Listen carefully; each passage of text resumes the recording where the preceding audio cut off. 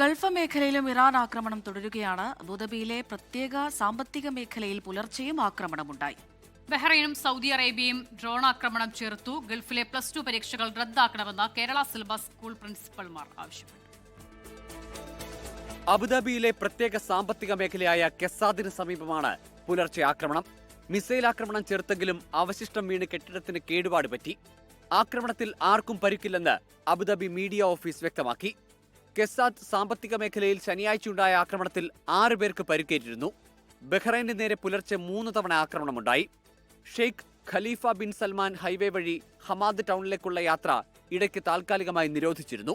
Saudi അറേബ്യയിലെ കിഴക്കൻ മേഖലയിൽ ഇന്നും ആക്രമണ ശ്രമമുണ്ടായി. ആക്രമണങ്ങൾ പരാജയപ്പെടുത്തിയെന്ന് സൗദി പ്രതിരോധ മന്ത്രാലയം അറിയിച്ചു.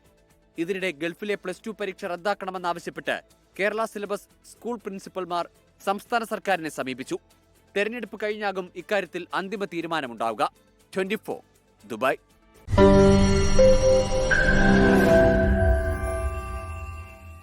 ലോകത്തെവിടെയായാലും ഏത് സമയത്തും 24 വാർത്തകളും ഓഗ്മെന്റഡ് റിയാലിറ്റി പാക്കേജുകളും എക്സ്പ്ലെയിനറുകളും വിശദമായി കാണാൻ ഞങ്ങളുടെ യൂട്യൂബ് ചാനൽ നിങ്ങൾക്ക് സബ്സ്ക്രൈബ് ചെയ്യാം.